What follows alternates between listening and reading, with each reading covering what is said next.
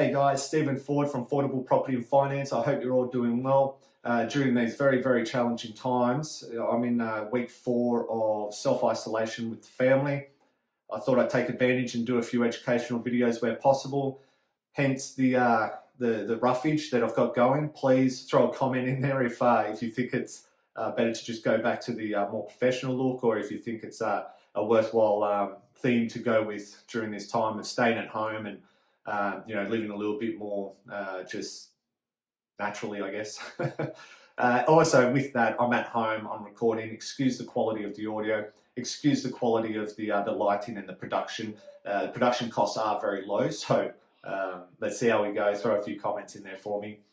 For this video, we're just going to have a look at negative gearing and depreciation. Very simplistic view.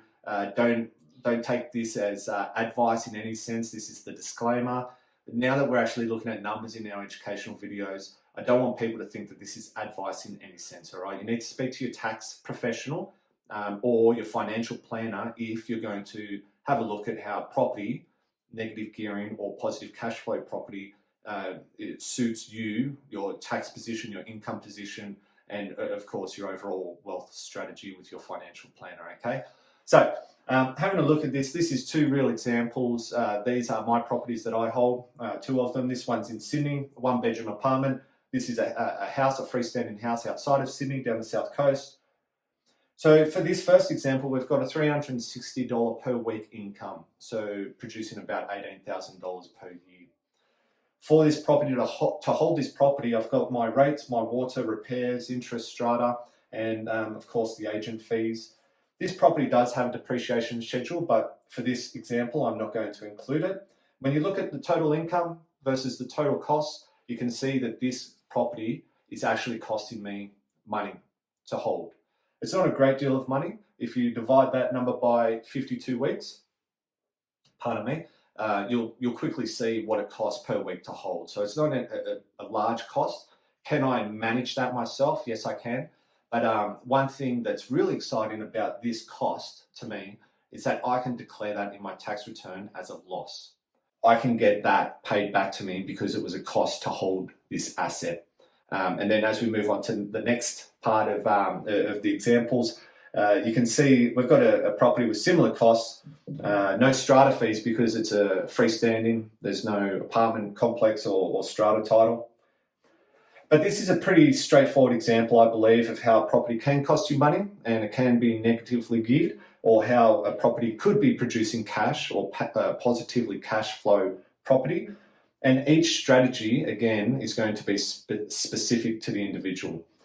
For example, if you buy a really high value property in Sydney, say it's a $1.5 million apartment, your rent return may mean that it is quite heavily negatively geared.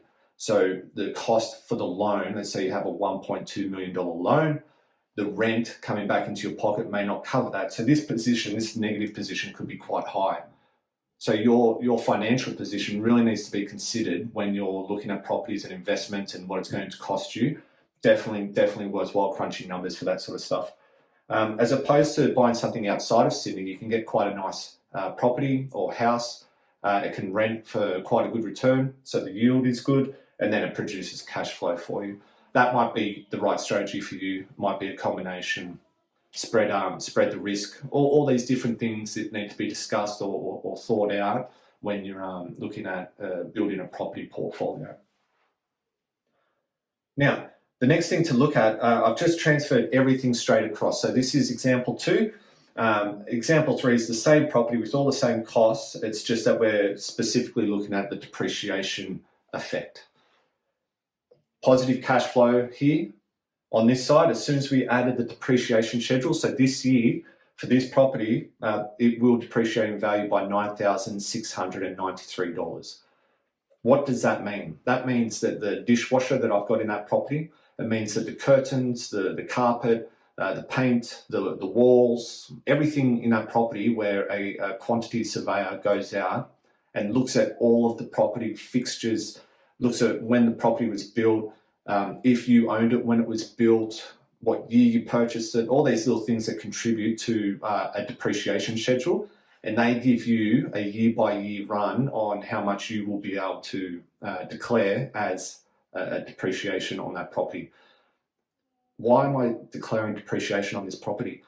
Because at some point in the future, I will either need to knock down that property, or I will need to replace the oven, or I will need to get some plumbing done on the shower fittings and things like that. So I'm declaring that up front now so that I can have the money in my pocket ready for those costs when they, or if they occur. I hope that's a really simple way of looking at this, where the property was positively cash flow. That's cash in my pocket, okay? And then when I apply the depreciation schedule on paper, when I submit this to the ATO, then that's going to look like a loss, a cost to me. So therefore, the government will, and again, speak to your accountant, will give me some money back because of the costs on paper for me to hold this asset. Now, I've added another little bit down here, piece to the story. And what I wanted to point out was the value of holding property and the way that it can increase your wealth, your overall wealth over time. Currently, this property is $550,000. This year, at a very conservative 5% growth rate in Sydney, we're looking at. So this is why I go 5%. It may well have been much better this year, but because I'm also looking at a property outside of Sydney, the growth rate may not be at the 8s or the double digits. So I just go for a 5 across everything. In my big picture, in my actual planning for myself, I use 3%. But for this example, 5's a nice, easy round number. At 5% increase in value, this year, that property should increase by $27,500. If I take that number and divide it by 365, then each day, my value, my wealth increases by $75. Now, that's not cash in my pocket, but do $75 and times that by 10 years or 20 years for however long I'm holding that property, $75 a day for 20 years is going to be quite a nice return in the long run. That doesn't even account for the compounding growth. So next year, that property will be worth $577,000 on paper, hopefully, if the property market keeps improving. So next year, when I apply 5% to a $577,000 property, then that is a higher return, okay? That will be higher. Property number 2, currently worth $500,000. At a 5% increase in value, that's a $25,000 annual improvement. So combine these two together now, we've got $25,000 and $27,000. That'll return about, or improve my overall wealth by about $52,000 this year.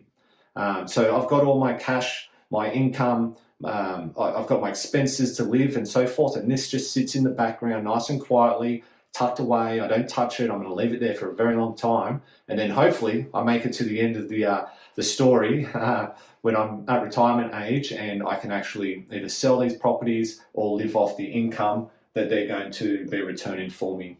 My personal goal, is to repay all the debt and hold these forever, and then hopefully be able to pass them on to my family or my kids. Kids, if you're watching this, then all the way back in 2020, your dad was working on that, okay? If we make it there or not. So yeah, just a really simple example for you all. Again, it's an education piece. It's not advice in any sense. I hope it was helpful. A few more videos coming out soon. Like, subscribe, share, comment, please. Let me know what you want to hear. Let me know what you think about the quality of these videos and the value that it gives you to your journey. Thanks, guys. Chat soon.